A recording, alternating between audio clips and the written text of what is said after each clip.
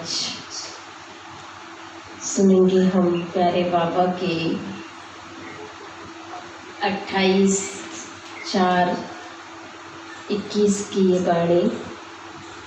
आज बाबा ने बहुत ज़्यादा याद पे ध्यान खिंचवाया कि ब्राह्मण बच्चों को याद ही एकमात्र साधन है जिससे आत्मा के जन्म जन्म के विकर्म विनाश हो सकते हैं। इसलिए याद की यात्रा पर बच्चों को बहुत ज़्यादा ध्यान देना है।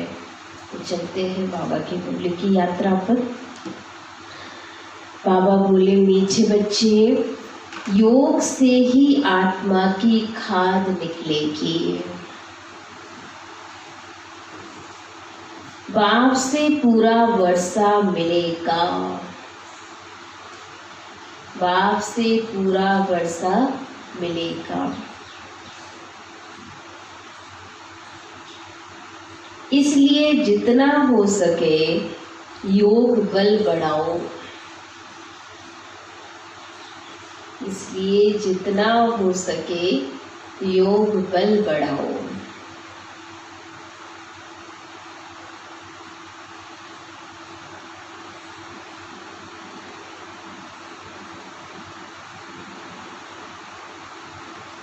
प्रश्न, देवी देवताओं के कर्म श्रेष्ठ थे। देवी देवताओं के कर्म श्रेष्ठ थे। अभी सबके कर्म भ्रष्ट क्यों बने हैं? भ्रष्ट क्यों बने हैं? उत्तर, क्योंकि अपने असली धर्म को भूल गए हैं।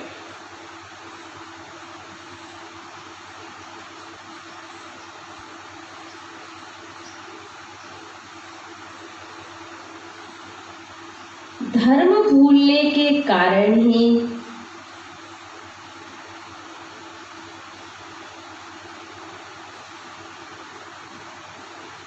जो कर्म करते हैं वह भ्रष्ट होते हैं।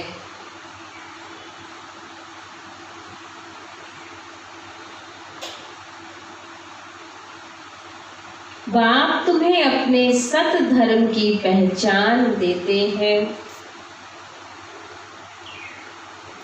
बाप तुम्हें अपने सत धर्म की पहचान देते हैं। साथ साथ सारे वर्ल्ड की हिस्ट्री ज्योग्राफी सुनाते हैं।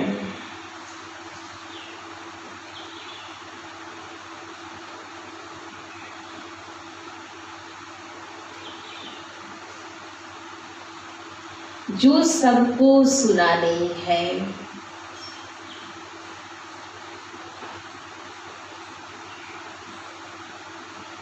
बाप का सत्य परिचय देना है। कोई भी रह ना जाए जिसे बाप का परिचय ना मिले। इसलिए सबको सत्य परिचय सद्धर्म की स्थापना के कार्य के बारे में बताना है। गीत है मुखड़ा देख ले प्राणी जरा दर्पण में, कितने पाप और पुण्य तेरे जीवन में। ओम शांति। ये किसने कहा और किसको? बाप ने कहा बच्चों को। बाबा ने कहा बच्चे अपना अपना मुखड़ा देख लो, कितने पाप और पुण्य आपके जीवन में है। जिन बच्चों को पति से पावन बना रहे हैं बच्चे जान गए हैं। हम भारतवासी जो देवी देवता थे वह अब 84 जन्मों का चक्र लगाए।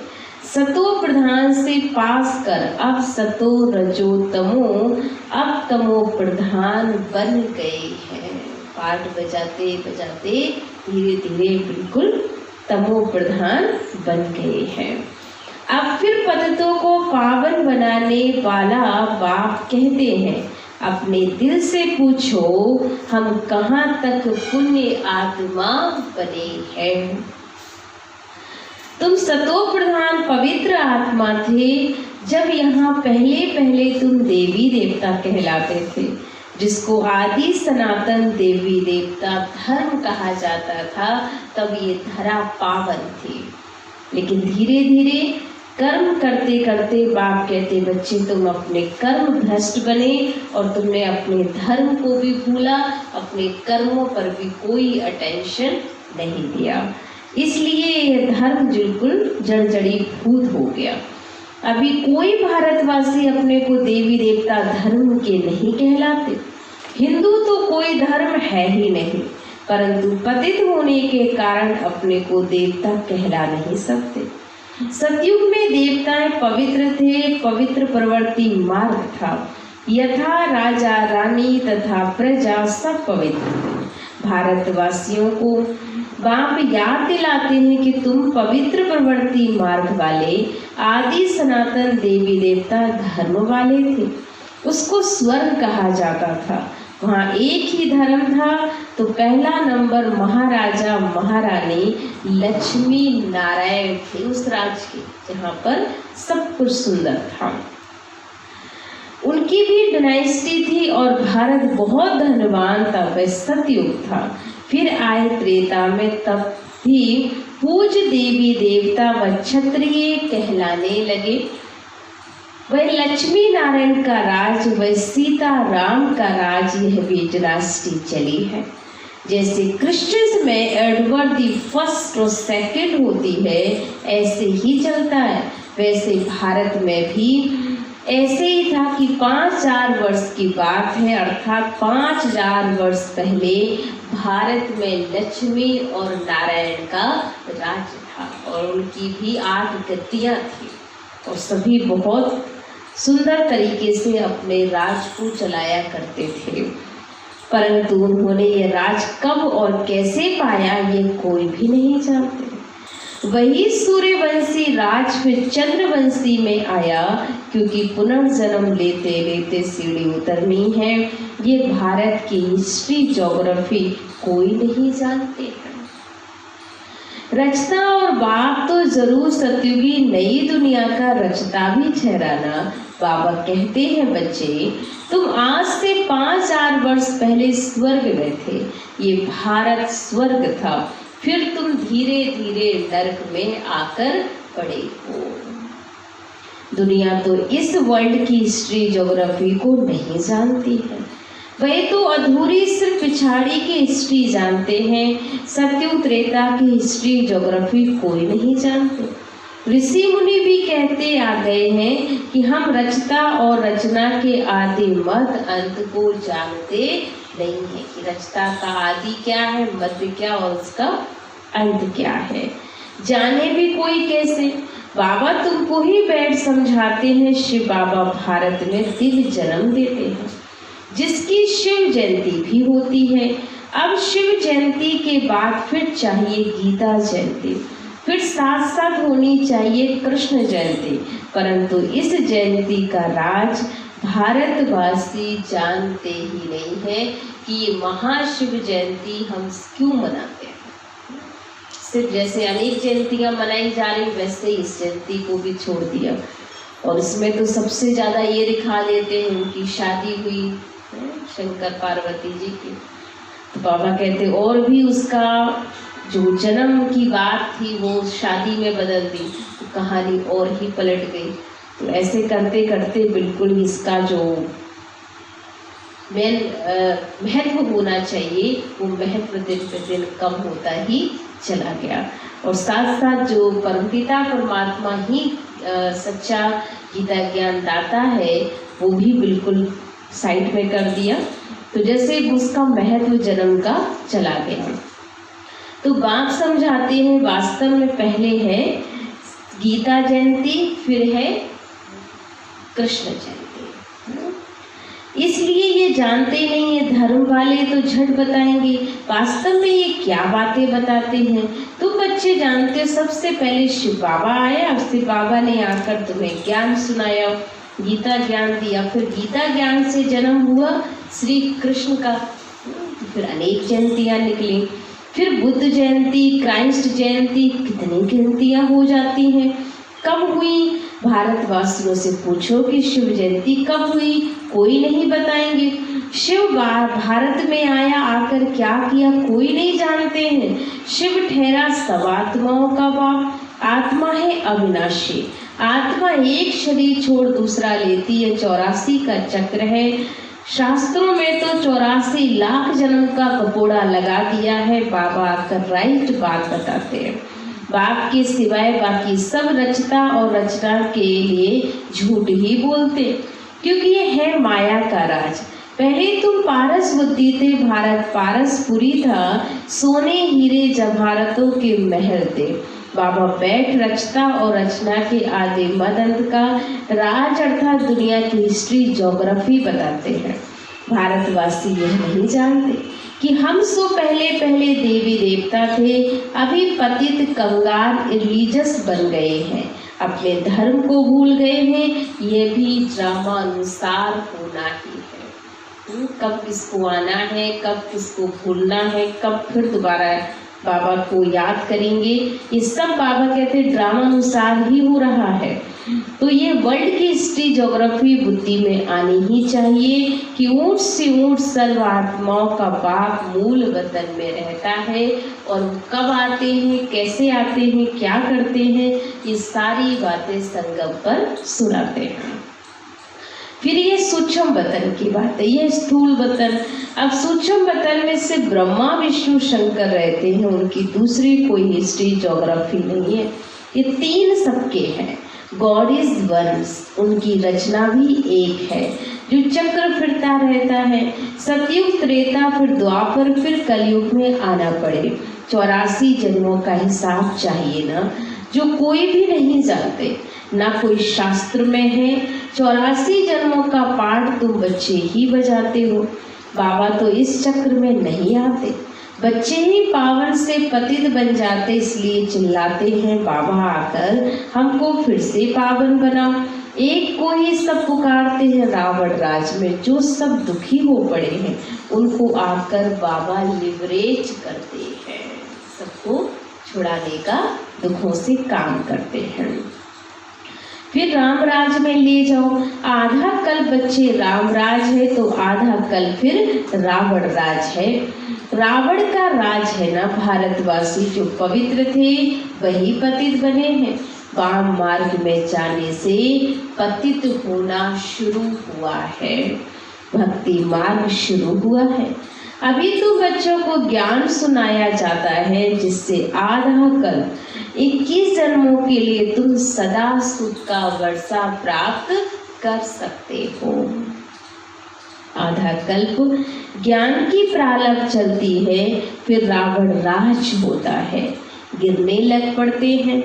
तुम देवी राज में थे, फिर आसुरी राज में आ गए हो, इसको हेल भी कहते हैं। तुम हेवन में थे तो 84 जन्म पास कर हेल में आकर पड़े हो। यह वह था सुख धाम और यह है बच्चे दुख धाम। 100% सुख है तो सुख धाम है, या 100% दुख है तो बाबा कहते दुख धाम बन गया। कुछ भी सुख की एक रत्ती भी इस दुनिया में इस वक्त नहीं है, हर एक परेशान है। 84 जन्मों का चक्र लगाते हैं, वही भारतवासी पूज्य से पुजारी बन गए हैं। इसको ही वर्ल्ड की हिस्ट्री ज्योग्राफी कहा जाता है। ये है सारा तुम भारतवासियों का चक्र, और कोई धर्म वाले तो 84 जन्म नहीं लेते, वह सतयुग में होते ही नहीं है। सतयुग त्रेता में सिर्फ भारत ही था।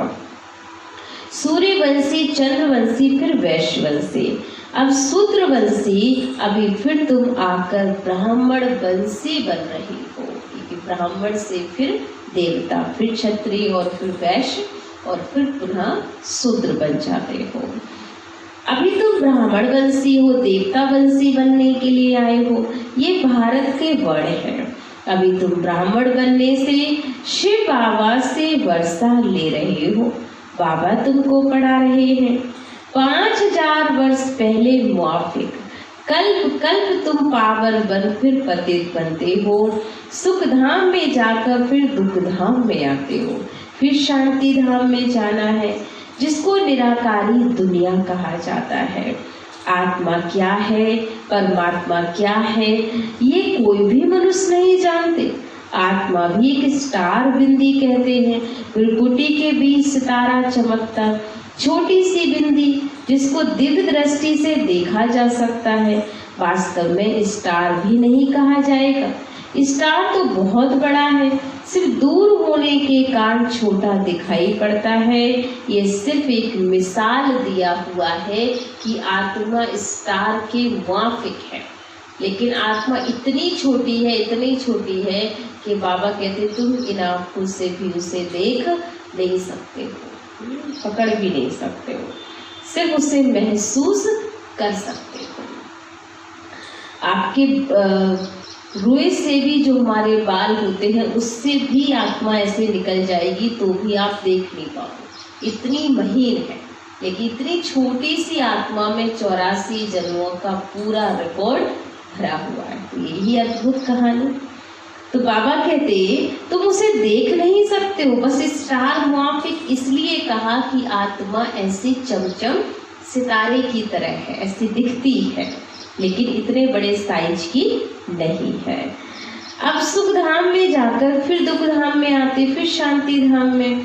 अब जिसको निराकारी दुनिया कहते हैं, परमात्मा क्या ये कोई मनुष्य नहीं जानते। आत्मा भी स्टार बिंदी कहते, भ्रुकुटी के भी सितारा चमकता, छोटी सी बिंदी जिसको दिव्य दृष्टि से देखा जा सकता है। वास्तव स्टार भी नहीं कहा जाए, स्टार तो बहुत बड़ा है, सिर्फ दूर होने के कारण छोटा दिखाई पड़ता है। यह सिर्फ एक मिसाल दिया जाता, आत्मा इतनी छोटी है, जैसे ऊपर में स्टार छोटा दिखाई पड़ता है, बाप भी आत्मा भी एक बिंदी मिसल ही है।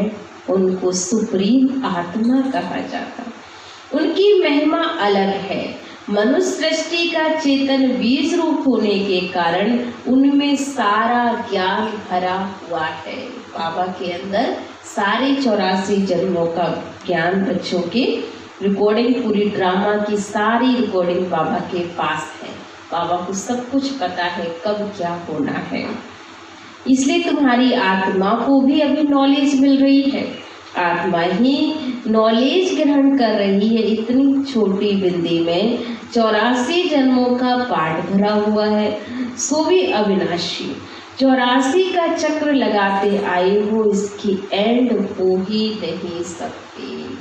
ड्रामा ऐसा बना है जिसकी एंड कभी पाई नहीं जा सकते,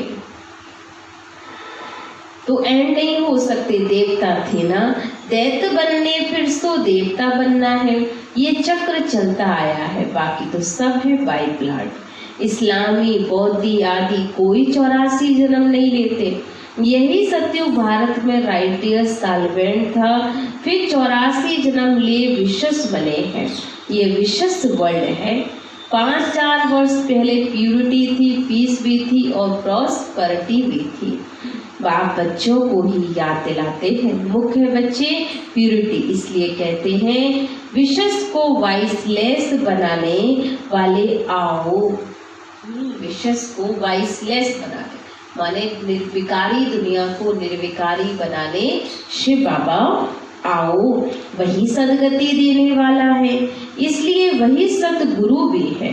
अभी बाप द्वारा बेगट टू प्रिंस बन रहे हो अथवा नर से नारायण बनने की पढ़ाई पढ़ रहे हो। नारी से लक्ष्मी भी बनते हो। तुम्हारा बच्चे राजयोग है। भारत ही अब बाप द्वारा राजाई मिलती है। आत्मा ही 84 जन्म लेती है, आत्मा ही पढ़ती है और शरीर द्वारा, शरीर नहीं पढ़ता। आत्मा संस्कार ले जाती है, मैं आत्मा इस शरीर द्वारा पढ़ती हूँ। इसको देही अभिमानी कहा जाता। आत्मा अलग हो जाती है तो शरीर कोई काम का नहीं रहता। आत्मा कहती है अब मैं पुनः आत्मा बन रही हूँ।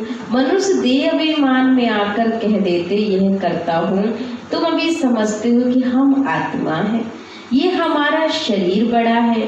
परमात्मा बाप द्वारा मैं आत्मा पढ़ रही हूँ।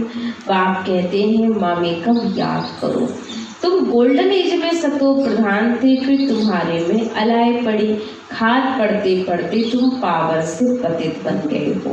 अब फिर पावन बनना, इसलिए कहते हैं हे पतित पावन आओ, आकर हमको पावन बनाओ। तो बाबा राय देते हैं हे पतित आत्मा मुझ बाबा को याद करो तो तुम्हारे में जो खाद निकलेगी और तुम पावन बन जाएंगे। उनको प्राचीन योग भी कहा जाता है। इस याद अर्थात योग अग्नि से खाद भस्म होगी। मूल बात ही पतित से पावन बनने की है। ज्ञान मार्ग में सबसे महत्वपूर्ण सब्जेक्ट ही हमारा प्यूरिटी आता है। इसलिए साधु संत आदि सब पतित है, पावन बनने का उपाय बाबा ही बताते हैं। और बच्चे मामेकम याद करो, ये अंतिम जन्म पवित्र बनो, खाते पीते चलते फिरते मामेकम याद करो, क्योंकि तुम सब आत्माओं का आशिकों का माशूक मैं ही हूं ना। तुमको हमने पावन बनाया था, फिर पतित बने हो।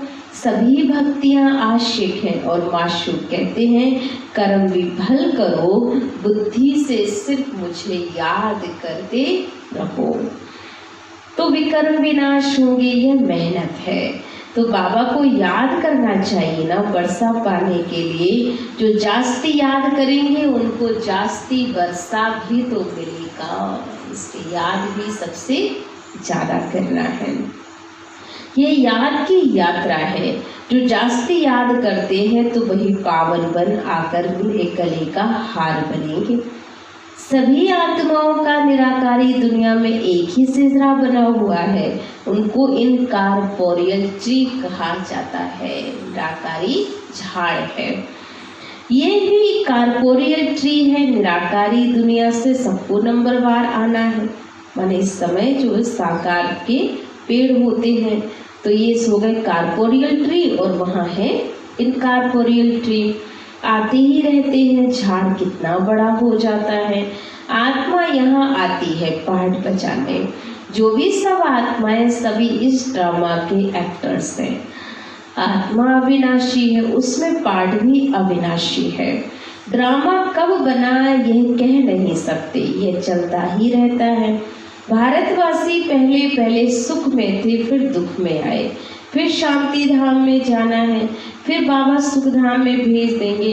उसमें जो जितना पुरुषार्थ कर ऊंचा पद पाए, बाबा किंगडम स्थापन करते, उसमें पुरुषार्थ अनुसार ही राजाई पद मिलेगा। सारा मदार तो पुरुषार्थ पर ही है, क्योंकि पुरुषार्थ अच्छा होगा तो पुरुषार्थ के अनुसार ही पद की प्राप्ति भी होगी, अच्छी किंगडम में जाएंगे हम। सतयुग में तो जरूर थोड़े ही मनुष्य होंगे। आदि सनातन देवी देवता धर्म का झाड़ छोटा है, बाकी सब विनाश हो जाएंगे। ये आदि सनातन देवी देवता धर्म स्थापन हो रहा है, अर्थात स्वर्ग के गेट खुल रहे हैं। 5000 वर्ष पहले भी इस लड़ाई के बाद स्वर्ग की स्थापना हुई थी। अनेक धर्म विनाश हो गए थे। इस लड़ाई को कहा ही जाता कल्याणकारी लड़ाई। अब नरक के गेट खुले हैं, फिर स्वर्ग के गेट खुलेंगे। स्वर्ग के द्वार बाबा खोलते हैं और नरक के द्वार रावण खोलते हैं। बाबा वर्षा देते हैं, रावण श्राप देते हैं। ये बातें दुनिया नहीं जानती कि भगवान कभी श्राप नहीं दे सकता अपने बच्चों को। वो हमेशा ही हमें वरदान ही देते हैं, हमारा कल्याण ही सोचते हैं। वो कभी हमारा अकल्याण होने नहीं दे सकते।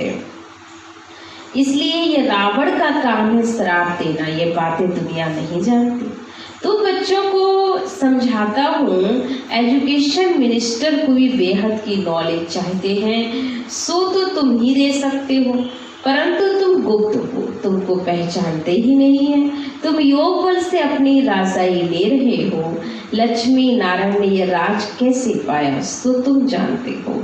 इसको कहा जाता है ऑस्पिशियस कल्याणकारी युग, माने यही पुरुषोत्तम संगम युग का कल्याणकारी युग है।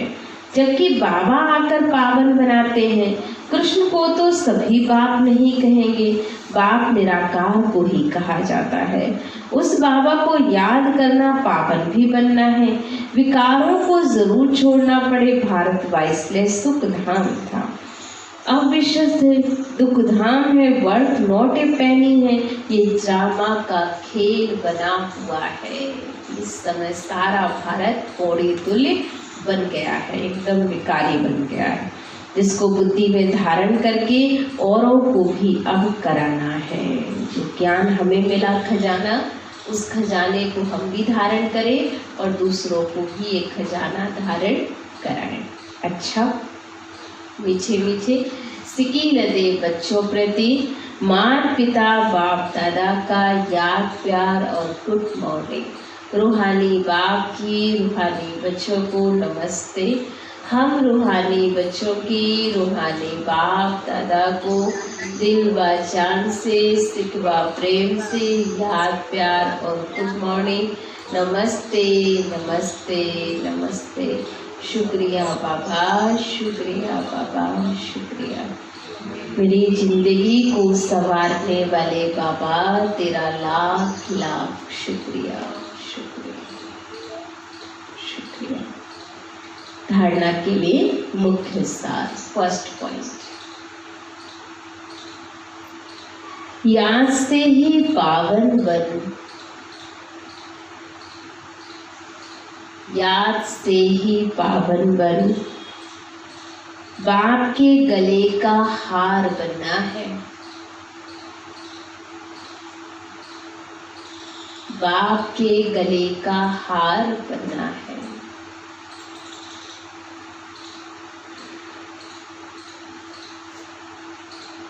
कर्म करते भी बाबा की याद में रहे, कर्म करते भी बाबा की याद में रहे। विकर्मा जीत बनना है,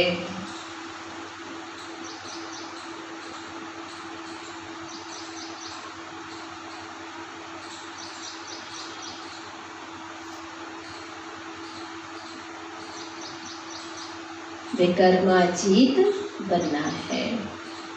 पुनः आत्मा बनने का पूरा पूरा पुरुषार्थ करना है।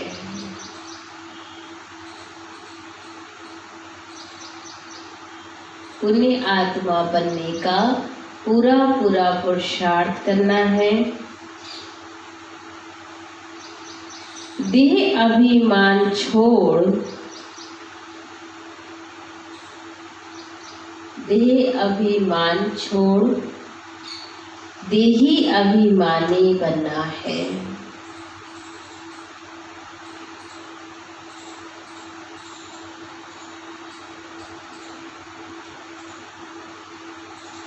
देही अभिमानी बनना है। वरदान, पास विद ऑनर बनने के लिए, पास विद ऑनर बनने के लिए सर्व द्वारा संतुष्टता का,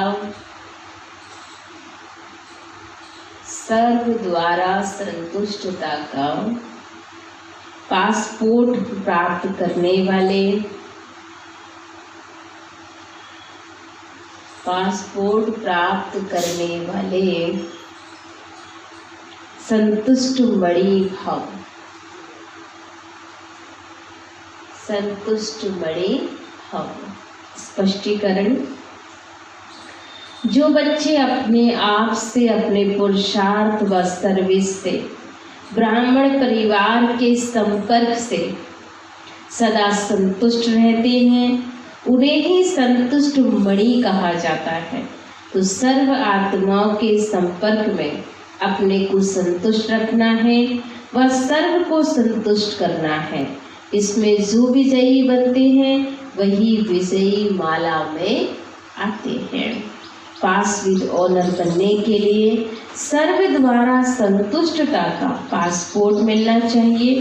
ये पासपोर्ट लेने के लिए सिर्फ सहन करने व समाने की शक्ति धारण करो, माने सर्व के द्वारा संतुष्टता का सर्टिफिकेट ये उन्हीं बच्चों को प्राप्त होगा जो बच्चे सदा, बाबा ने कहा, सहन करने की शक्ति और समाने की शक्ति को धारण किए होंगे। क्योंकि जब हम किसी संगठन में रहते हैं तो हमें सहन करना भी पड़ेगा और हर एक की बातों को समाना पड़ेगा। और जिसके पास ये कला है तो बाबा ने कहा वही संतुष्ट मणि आत्मा बनेंगे भी और साथ साथ सबको संतुष्ट करेंगे। पासपोर्ट प्राप्ति ये उन्हीं को होगा, सबका संतुष्टता का पासपोर्ट। स्लोगन है रहम दिल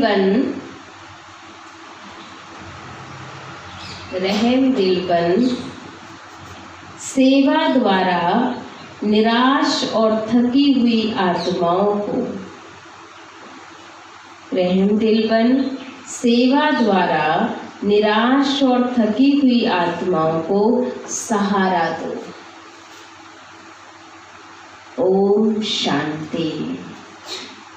तो ये थे बाबा के आज की मधुर महावाक्य कि हमें हर हाल में सहन करने की शक्ति को भी धारण करना है और साथ साथ समाने की शक्ति को धारण करना। तो आज पूरा दिन हम इस सम्मान को लेंगे कि मैं सदा संतुष्ट बड़ी हूँ और मुझे अपनी सहन शक्ति और समाने की शक्ति से सबको संतुष्ट करना है।